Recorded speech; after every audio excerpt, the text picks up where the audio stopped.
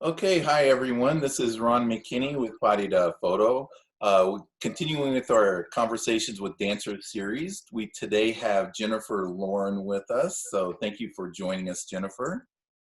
Hi. Jennifer has been with the Miami City Ballet since 2007 and has been a principal dancer with them since 2017. And what I'd like to do is just get it started, Jennifer, with just kind of like talking about yourself, introducing yourself, and tell us about yourself. Thank you. Hi, everyone. My name is Jennifer Lauren, and I'm a principal dancer with Miami City Ballet. Before I joined Miami City Ballet, I was with the Alabama Ballet for 9 seasons.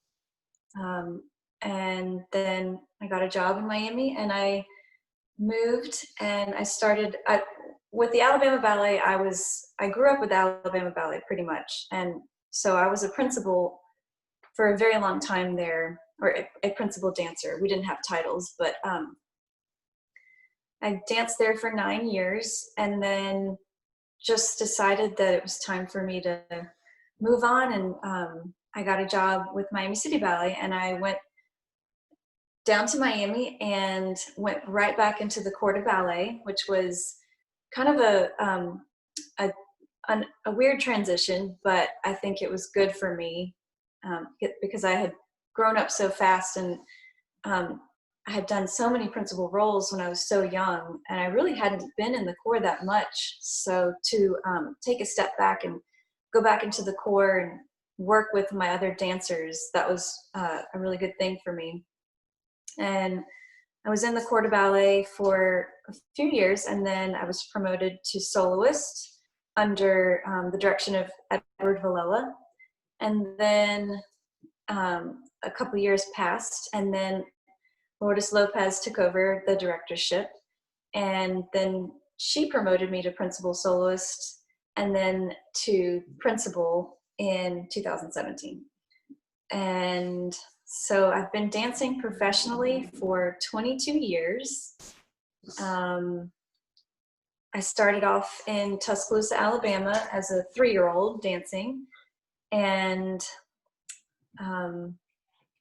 When, I when did you sorry. know? When did you know that you wanted to make like dancing your life?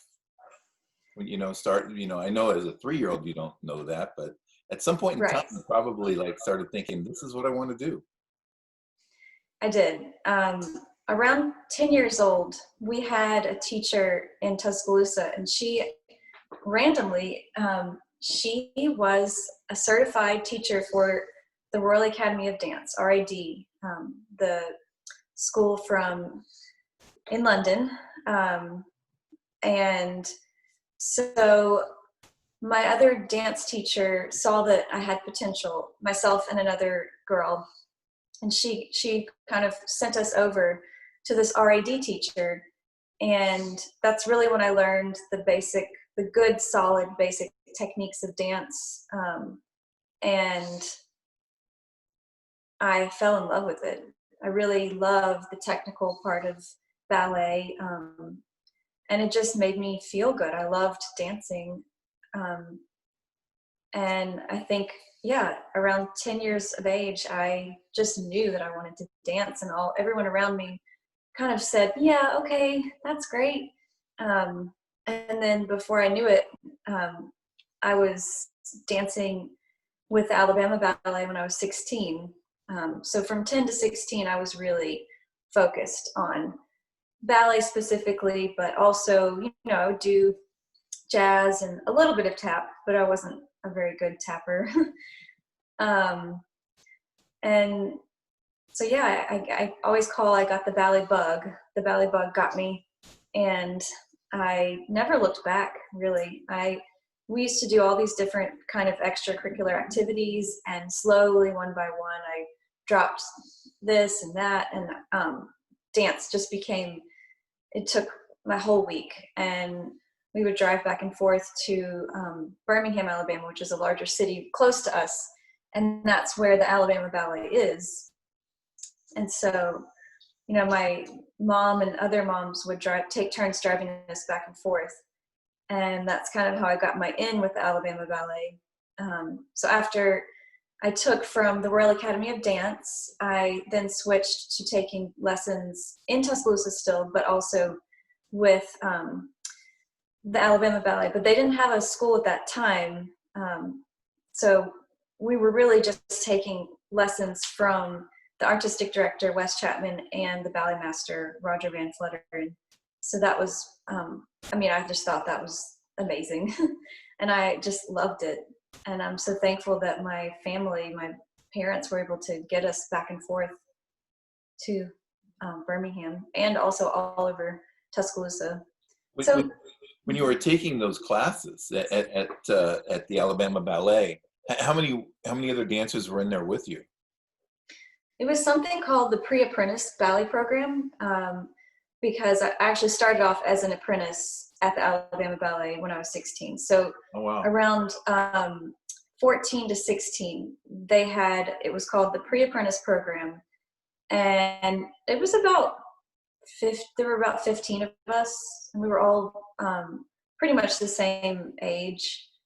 And at the end of the year, some of us were asked to stay and dance in the company, and I was one of those. I guess I finished my sophomore year in high school here in Tuscaloosa, and then at the end of that year, that's when Wes Chapman asked me to be an apprentice with the Alabama Ballet, and I think my parents were kind of in shock a little bit, because that meant that I would have to move to Birmingham, and I would have to finish my high school through correspondence. We didn't do online then. I know everyone does that now, but this was in 1998. So I think my mom tells the story. She told my grandfather what was going on, and she said, should we let her go? And he said, absolutely. Let her follow her dream. Let her go and do this. As long as she, still stays in school and she's making good grades, let her go and dance. She loves this. Let her go. So they let me go.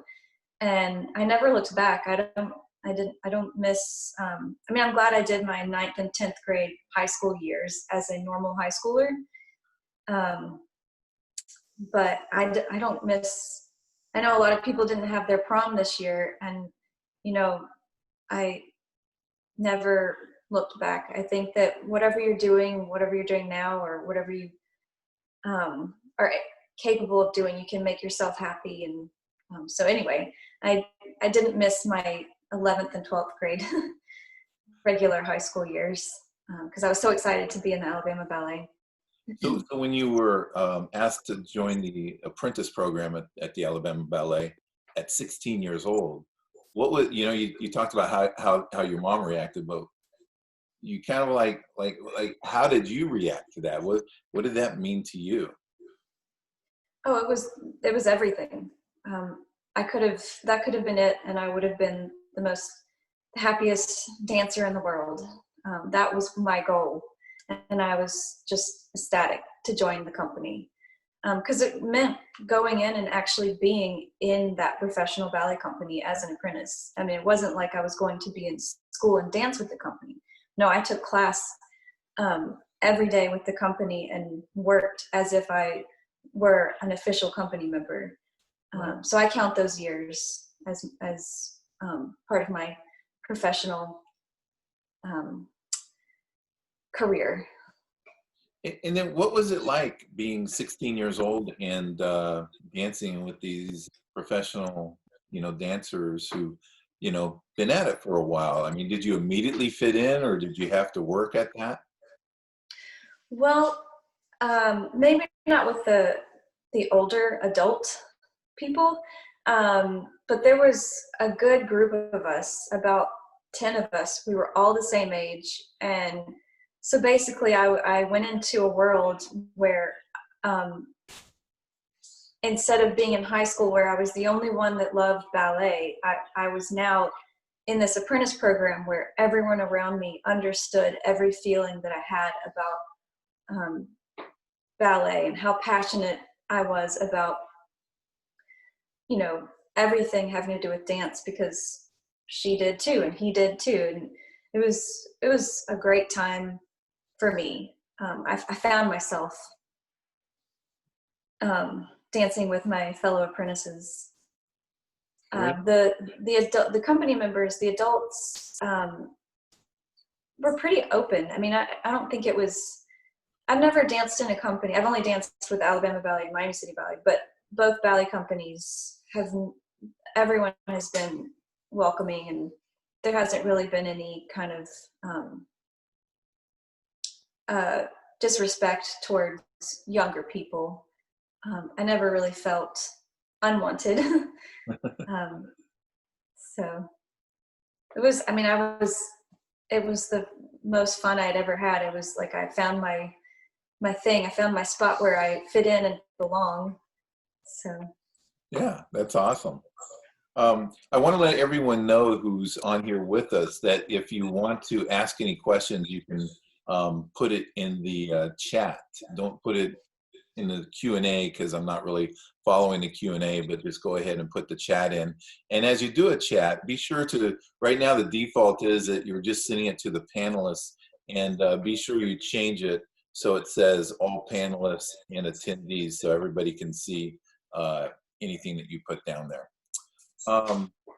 You know, a lot of the people, a lot of our dancers who are following this are teenagers, and I kind of want to go back and just talk about your experience and you know, what you did to help yourself become successful and get into a professional program. What set you apart from the dancers that, you know, didn't quite make it? I think that, so I've kind of already explained, I didn't really come from one specific school and or one specific style, and I think that helped me. I've always been naturally coordinated. Don't have the best feet, I don't have the highest legs or the biggest jump. Sometimes I'll turn a lot. But I think that I really, really love ballet. I mean, a lot. And I worked really hard. And I think that I have tried to figure out every little small part of the technique and how I can apply it to my body to make my body look the best in ballet. And I think the way you apply the technique of ballet is important. Your how you approach it. I've never tried to bend my back so far back that I'm going to break it. And I think that has definitely helped. Things like that. Like I didn't try to push my arches too hard. You know, I did what I knew was healthy for myself, and I never got crazy about doing anything to the extreme. But I think that I was always in ballet class. I still am. And I worked hard, and I think I understood what my teachers were trying to ask of me. I never, ever, ever thought, you know, when you get a correction, I see some dancers and they react to the correction as if it's an insult, or it's something, someone's telling you that you look bad. For me, when I get a correction, and it's been this way forever, oh, okay, thank you. Please tell me more. How can I make myself better? I'm constantly thinking about how I can make this better, or how I can be more free in my character.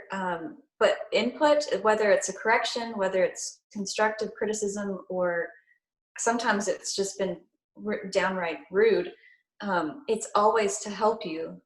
So I hope no one's rude anymore, but I think my brain was just ready to absorb everything and anything, and I just worked extremely hard. I don't know if that. No, that's really good. I'm going to get to some of their questions in just a minute. But I think I want to go back even to when you were 10 years old and you were first like recognized. You and the other girl were said to go here, go work with the Royal Academy of Ballet instructor. Hmm. What was it about you then? I mean, you talked about like, okay, you're not the biggest leaper and all that, but did they, was it there, they saw your dedication to it, or was it already like you were applying technique?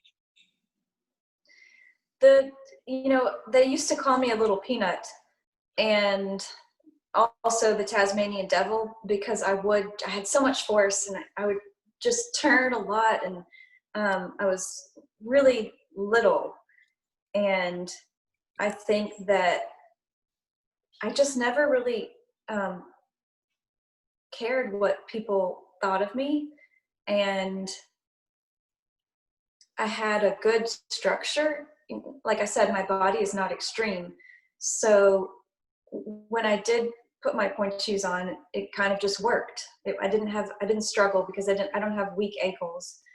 Um, and I do realize that I had a lot of natural coordination to start with. Um, but I think I just always loved it. I was focused and I was listening, and I really love the physical part of ballet, and I like to achieve the step. But really, for me, I've always loved, you know, doing ballet port de bras and being a ballerina and just dancing for other people too. I I think it's just something that I had in myself, and I was lucky that I had teachers that saw it and pushed me even further.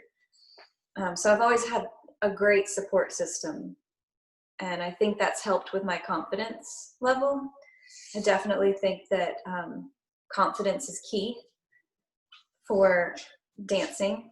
It's an art form, so if people judge you, then they're judging your art.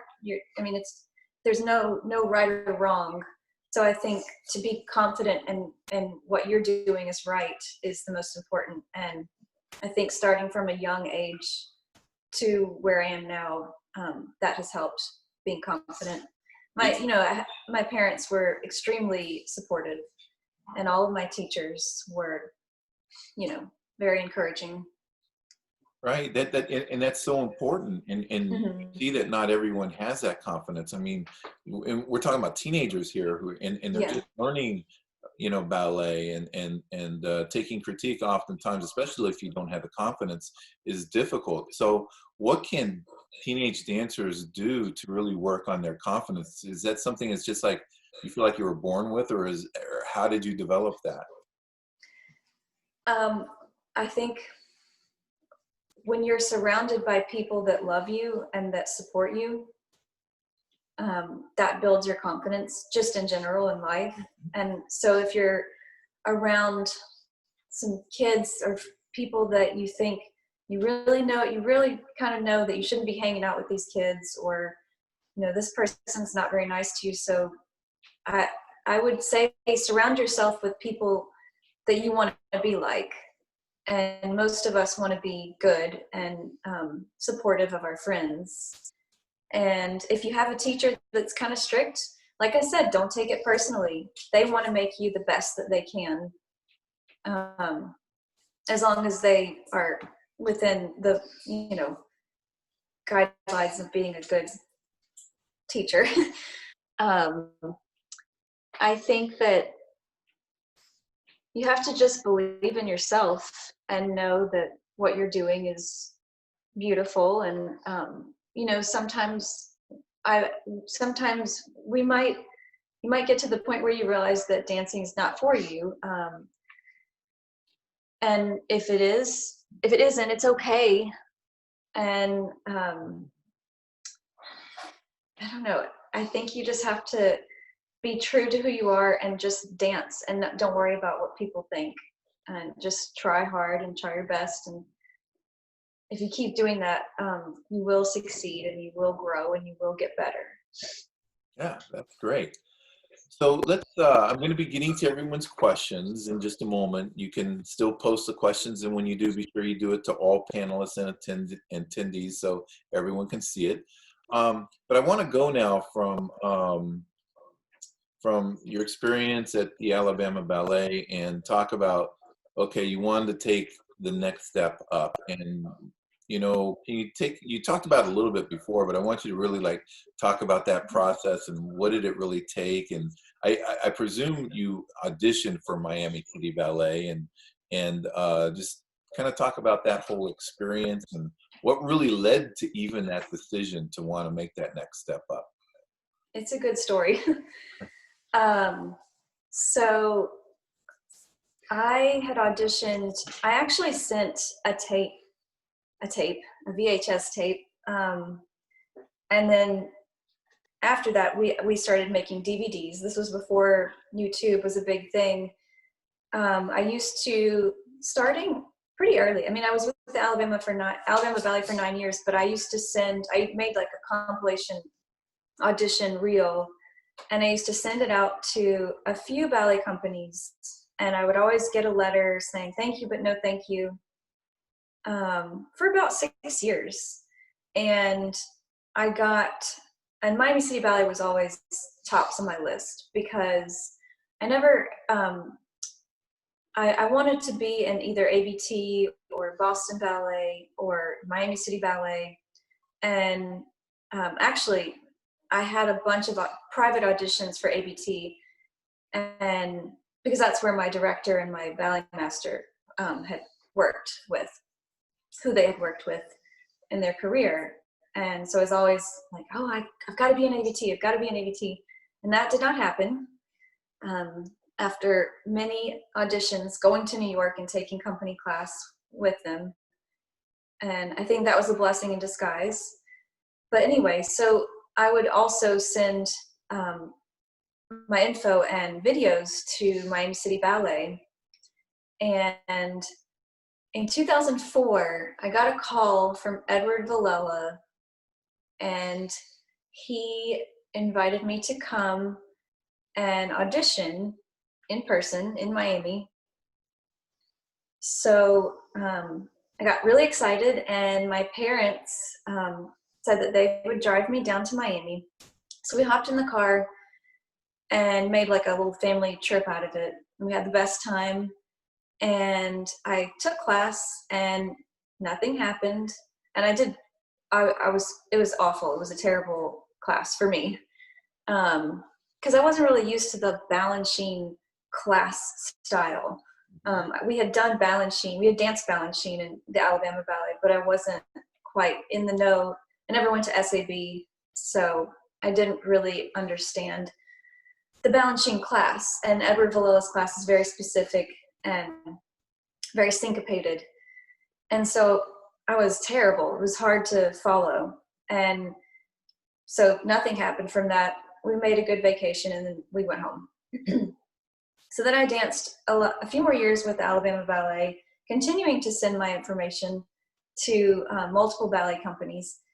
And that year I had received already a letter from Edward Villela, which I had received every year prior besides the one. Thank you so much for your video, but you know, we're not hired. We don't want to hire you, basically. It's not what it said, but anyway, that's what it meant. And so I got a call from my friend who knew some people in Miami City Ballet a few weeks later, and he said, Jennifer, you have to go. You need to go and audition in Miami because I heard that a few girls were fired and then a few girls left. And I said, but he already declined me again this year. And he said, no, you have to go. And I have a friend, and she'll set you up in the company, and she'll help you, and she'll get you in. And this was before we had now we have all these rules for auditioners. You have to go strictly through the company. Mm-hmm. But anyway, so I went, I actually turned to my boyfriend at the time, who's now my husband. I said, hey, do you want to go to Miami for a week? Because I had 2 weeks off from the Alabama Ballet. We were on a short break. and we had just done Swan Lake, and I had just done Odette Odile. So I'll come to that in a second. And he said, okay, sure, let's go. So we flew to Miami. Let me stop you before you do this, okay? During this time, had you been like working on Balanchine at all? During your time from your first audition to we used to do the Alabama Ballet has done Balanchine's Nutcracker for the last since 2002. Okay. So we would do Nutcracker, and I had done Stars and Stripes, Donizetti Variations, Allegro, Tarantella, a few more. It was so long ago, but yes, we would do Balanchine. We would perform Balanchine works. Darla Hoover would always come and set them on us, but we didn't have like Balanchine class, or I mean, most of the stuff we did was classical. Mm-hmm. Okay. So, we kind of had a mix of everything, but it was more classically based, and it still is, the company. But you felt better prepared going the second time. Is that right? I did. Having yes. had that experience the first time, and okay. Yeah. So he said, sure. My husband, or boyfriend at the time, said, sure, let's go. And so we flew to Miami. We stayed with his brother, who actually lived in Miami Beach. And I took ballet. I took class with Miami City Ballet a whole entire week, which was smart to do.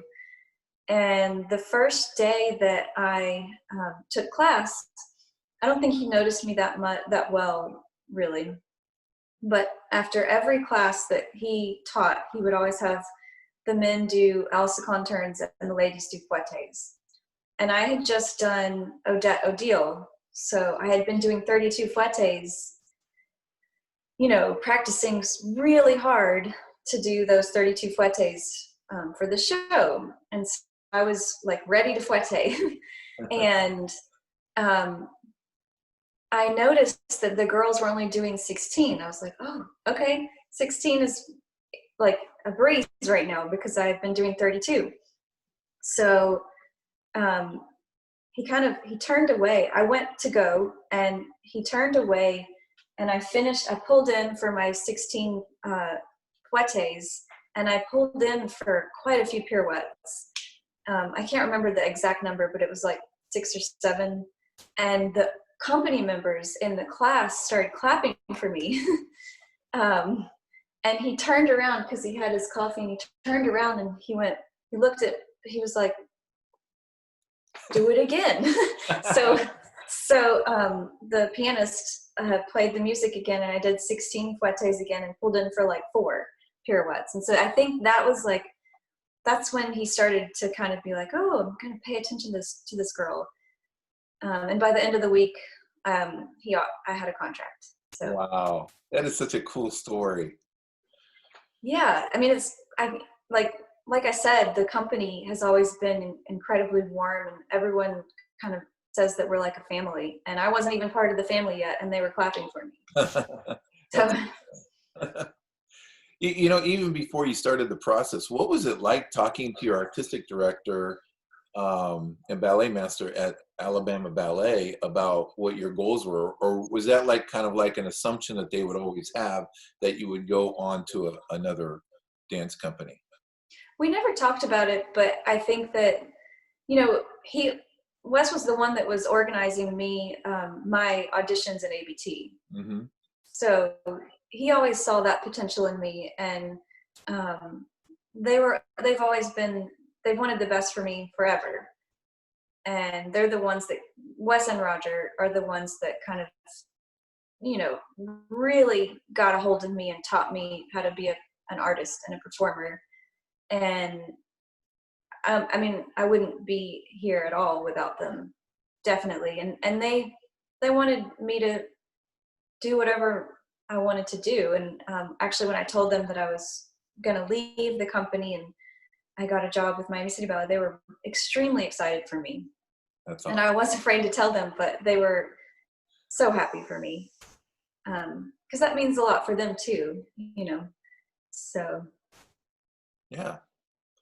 So tell me about your experience with Miami City once you joined them. Oh my gosh. I am so happy that I fell into this company. I've just, I love it and I love my job and I love walking into that building. I've had so many experiences there. Um, I enjoyed the years that I had with Edward Villela and the people that I met, the people that were there when I started, because it's been 13 years, so it's kind of changed a lot.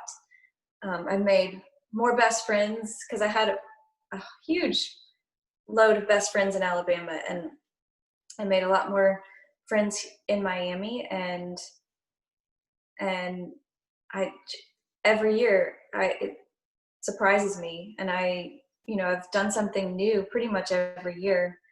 We danced in Paris, we've danced in New York at Lincoln Center. I've gone all over Europe dancing with my friends because I was in this company, and just the amount of performances that I've done here, just I'm so thankful for everything. We do Jerome Robbins, Justin Peck's works. We do Alexei Ratmansky. He'll be there, I think, in August if we do start back to rehearse.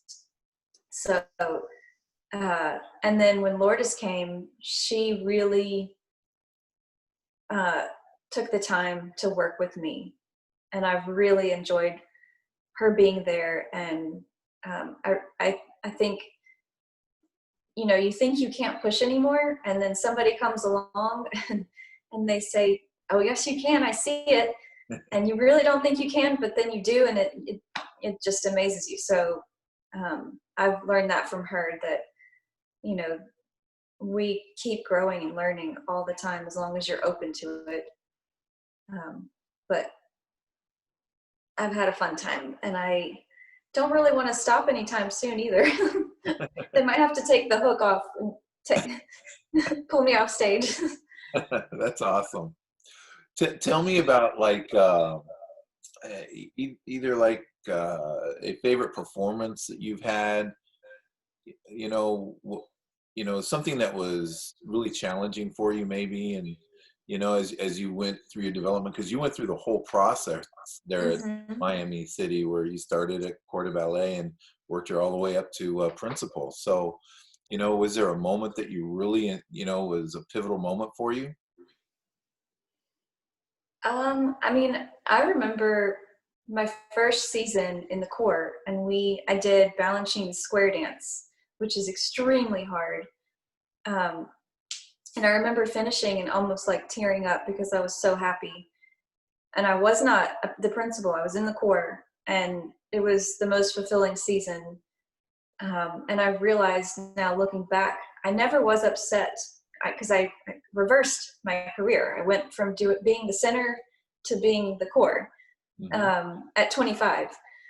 And I look back, and all those years, I was never, when I was dancing on stage, I was never, being in the core feels the same as being a principal. When you just are dancing, and obviously you have to make sure you're in line, but I was happy, and I was loving dancing all these different Balanchine ballets and Jerome Robbins ballets. So I don't know if I think maybe when Lourdes came, and it took her a year to really give me a chance, I think. And after that, uh, she's inspired me to keep going.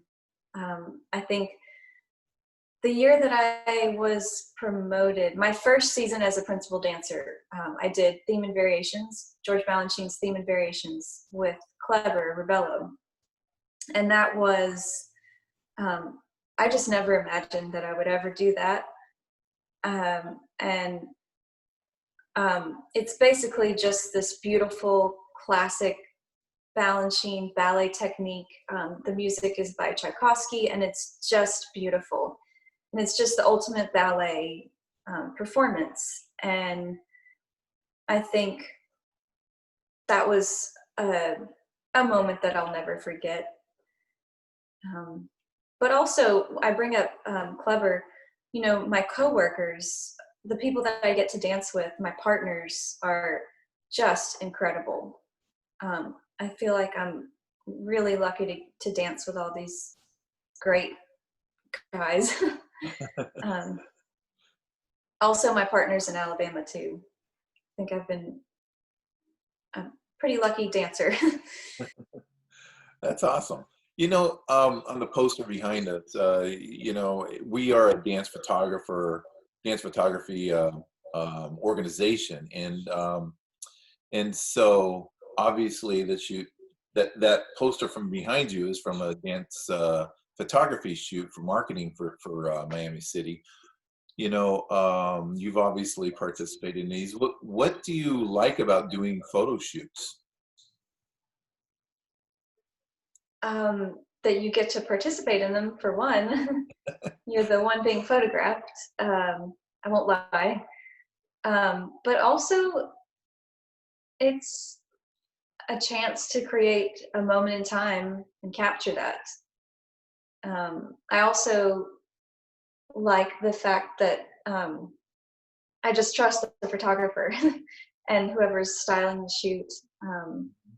We can just do our thing and dance, and we don't have to worry about the the end product because that's your job. Right. um, Do you find like I mean, I know you said that you like to do it, but um, do you ever like do any types of photo shoots that are just creative, or have you ever done mhm. anything like that? Yeah, I have a couple of friends who like to shoot, and yeah, they're. I mean, throughout my life, my husband likes to take pictures too. I mean, everyone. I think everyone, if you have a good eye for it, and you have a good camera, you know, it's a great thing to do. Um, I've always been on the other side of it, but I did try to take some pictures backstage once, and that's really hard. It is. Yeah.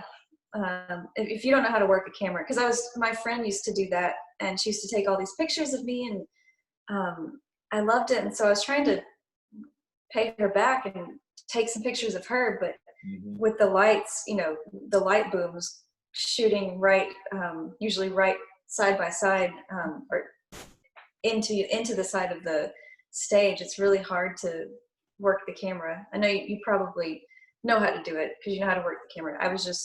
I tried, but it didn't work out very well. Yeah, okay. Let me go ahead and turn to some questions that some of our attendees have asked. I was going to start with Samantha Hernandez. She asked, what kind of point shoes do you use? I use Capezio Pointe Shoes.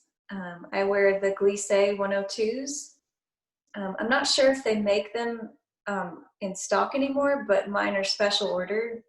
So I've been wearing this pair specifically probably hmm, since 2002.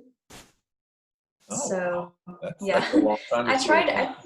Yeah, I tried to wear Freeds, but they're just so different. Freeds are what the company would like for us to wear. I mean, they don't ask us any.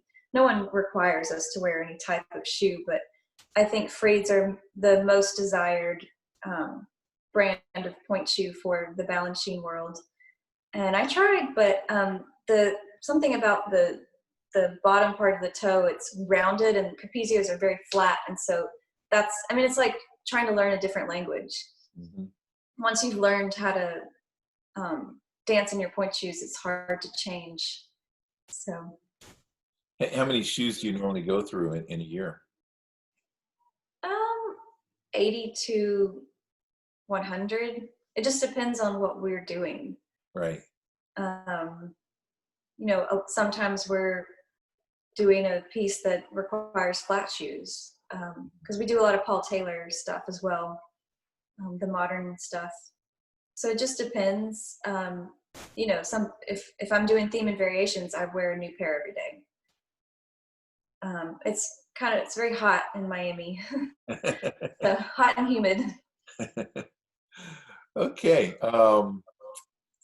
Eve Dahl asks, what's the hardest thing to learn or overcome for you in dance? I think for me, to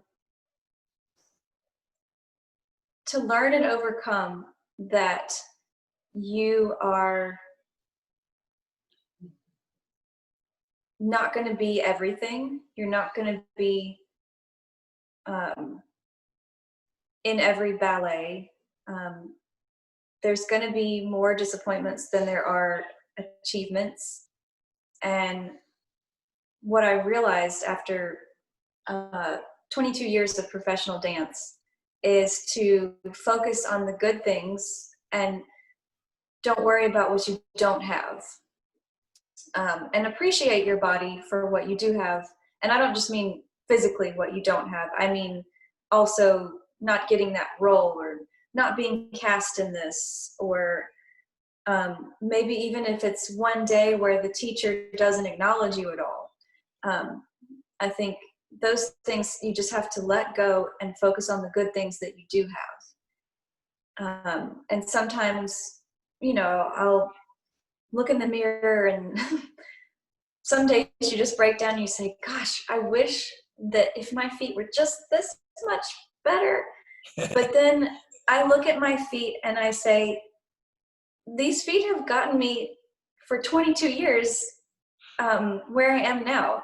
So I appreciate them, so I think that's kind of the hardest thing to realize, is because it's hard to be judged, especially judged physically.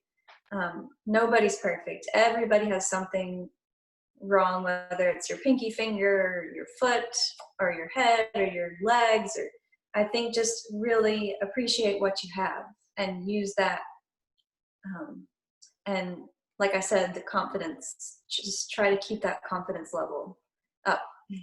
Yeah, and it kind of goes with what you were saying earlier about how you're not the biggest leaper, you're not the bindiest person or something like that. It's like what's most important, I think, is that you just create the best version of you. Yes. And when I say, sometimes I use, or oftentimes I use the word genuine a lot. And I think that if you're genuinely yourself on stage, then people that are watching you, another person, read that better than me trying to be something. And if it's a character role, it's me in that as Giselle. If that makes any sense. Yeah. So Samantha asks, how many hours do you train a week? And I think let's look at this. How many hours do you train a week as a professional dancer with Miami City? But I also want to ask that question. And before you joined the Alabama Ballet as an apprentice, how many hours were you training back then as well? So when I was younger, I was going to school. So I was going to school, getting out at the normal time, and I would pretty much go straight to, I would watch Oprah at home, and then I would go straight to the dance studio and do ballet and jazz and tap. And then every other day I would do ballet, jazz, and tap, or we would drive to Birmingham and just do a very structured ballet class. And so I went to 3 different ballet schools at one point. And then on Fridays, we would do the pre-apprentice program with the Alabama Ballet. So basically just my afternoons were filled with training. So I never went to a professional ballet school. I auditioned for SAB and never got in. I never got into ABT New York for the summer programs.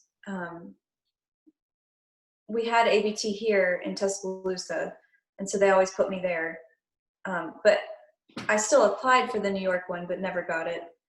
And so I kind of just, I've taken from here and here and here, and that's who I am now. So when people ask, where did you train? I just, I usually say the Alabama Ballet pre-apprentice program. So, That was only for like 2 years. but you said something that it's really interesting. If I understood correctly, you as a teenager, you were applying for all the summer intensive programs, but you didn't get in. Mm-mm. And yet here you are, 22 years as a professional dancer, principal dancer Yes. with Miami City.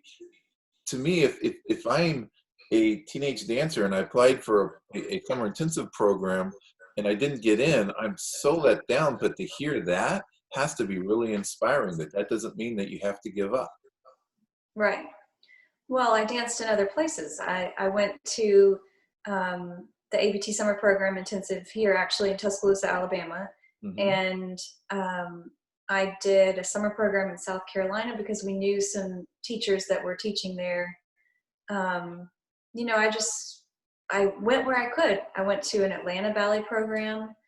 I took all of the Alabama Ballet summer programs when they started having a school. Um, you just, you know, and I tell people, students that are at Miami City Ballet, when they come in and they dance with us sometimes, but then they don't get a contract with us, I always say, this is not, you know, you shouldn't set your mind on one specific ballet company or one type of ballet company. There are plenty of places to dance here. And I wouldn't trade my 9 years with the Alabama Ballet for anything. I mean, those were some of my best years, and I loved it. I loved every minute of it. So you don't have to go and be in New York City Ballet. You don't have to go to SAB. It's nice if you get in, but you know, wherever you are, you can make it good. And as long as it's a good dance program, you're dancing, you're doing it. So yeah. Now, but you never answered really like specifically now, if I may, the number of hours you actually work Right. now Um, and the number of hours back then. And to be honest, like a lot of that driving time almost has to be considered number of hours that you apply towards your training. mhm. So we would have 3 hour classes on, I mean, I can't really remember everything, but we were Sure. at the studio for a long time here. And then it's 45 or about an hour drive to and from, an hour there and an hour back. So we would get home and my mom would help me study and I would just be falling asleep because I was so tired. But the ballet classes in Birmingham were only like an hour and 45 minutes. Um, so, and then now we, if we don't perform, if we're not performing, it's Monday through Friday, 10 a.m. class to 11:35, and then 11:35 to 2:30 we rehearse with a 5-minute break at each hour, and then we have a lunch break from 2:30 to 3:30, and then we dance another 3 hours from 3:30 to 6:30. If we perform, we have Mondays off, and we do the normal schedule Tuesday through Thursday, and then Friday we go to the theater and have our dress rehearsal, or on Thursday we have dress rehearsal. And we have breaks, but we're pretty much locked into the theater, not locked into the theater, but at the theater from 11:30 until, you know, the show's over that night, 10:30, 11. It takes up your whole day. Yep. And then we do that on Saturday, 2 shows on Saturday, and then 1 show on Sunday, depending. If it's not Cracker, then we have 2 shows on Sunday. So, and then we have Monday off. Cool. So it's very time consuming. Yes. Jenna Fay asks, what inspires you to dance? What inspires me to dance? I love the feeling that I get when I dance. That inspires me. Also, sharing it with an audience or even just my peers or whoever's there. I love sharing it with my fellow dancers. I like talking about it. I like watching ballet as well. It's just something, it's an art form that I've fallen in love with, every direction of it. The music inspires me to dance. It's just something that I feel is beautiful, and it's very, it's mentally soothing for me. Whenever I'm dancing, I'm just dancing and not thinking about anything else really. So basically, the love of how I feel and sharing it with other people inspires me to dance. So. All right. So I was just thinking, this is kind of interesting. I've never really asked a dancer this before, but I'm curious, like, what is it that's I don't know, most fun for you? Is it when you're doing a solo, a parida, or when you're dancing with the entire corps, in All front of the three. entire corps? I mean, all three.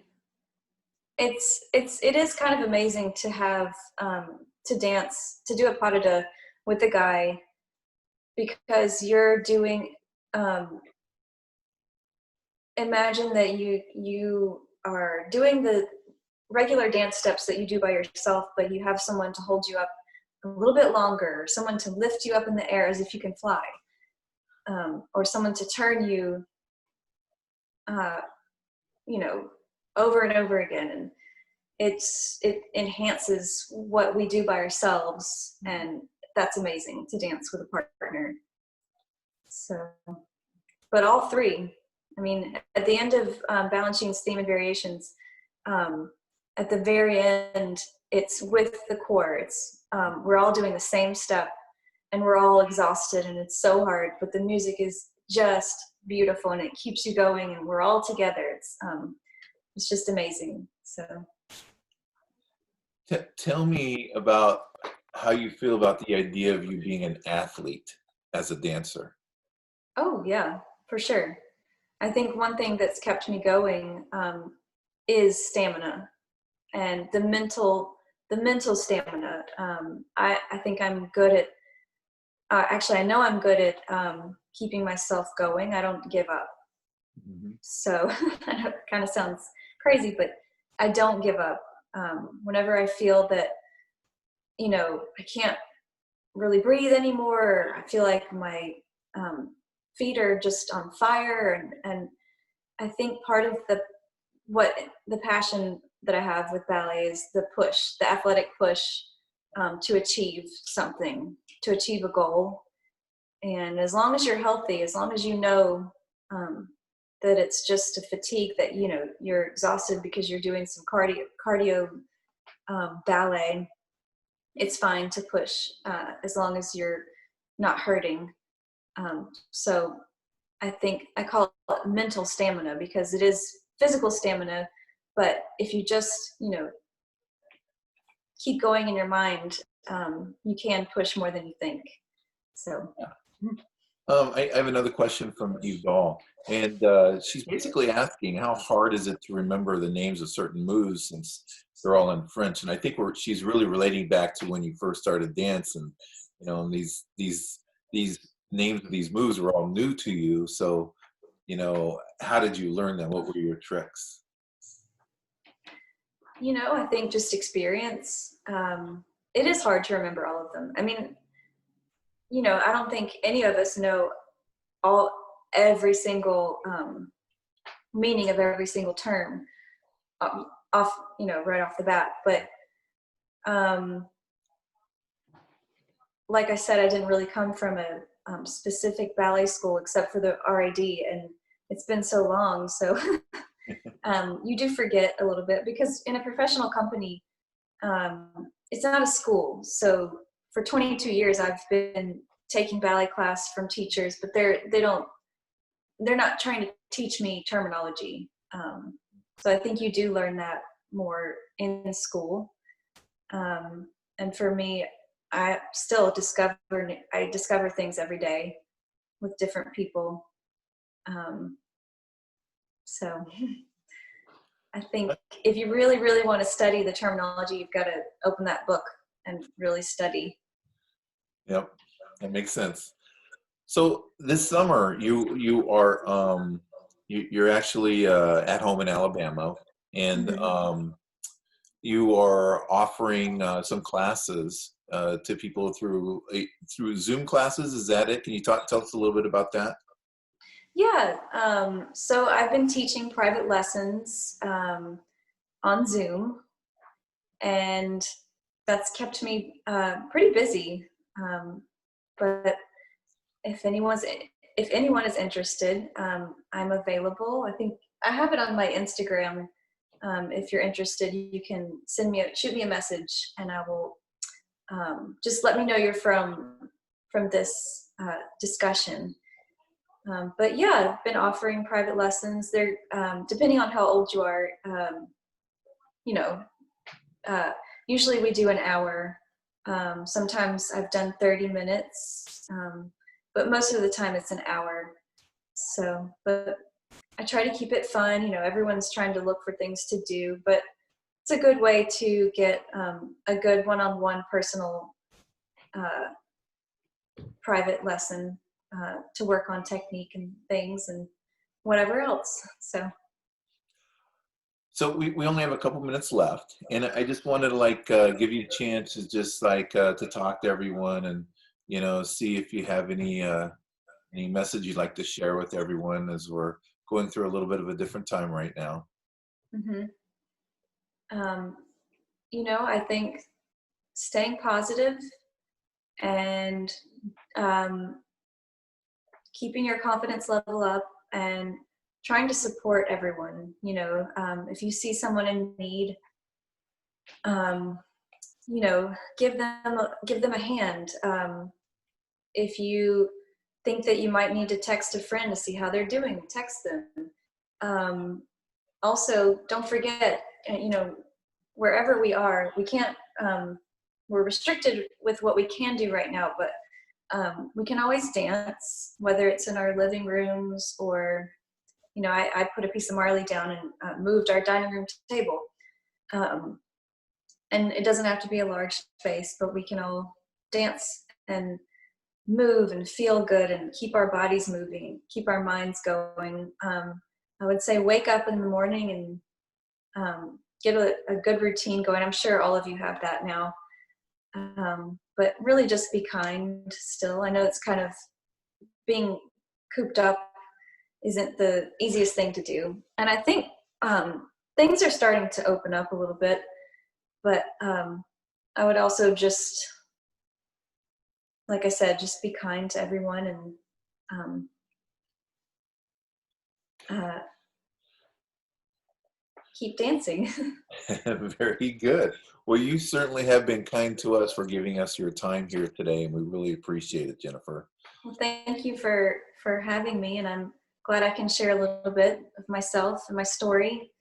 Um, so yeah, Okay, well, we appreciate it. We look forward to seeing you back on stage with Miami City Ballet.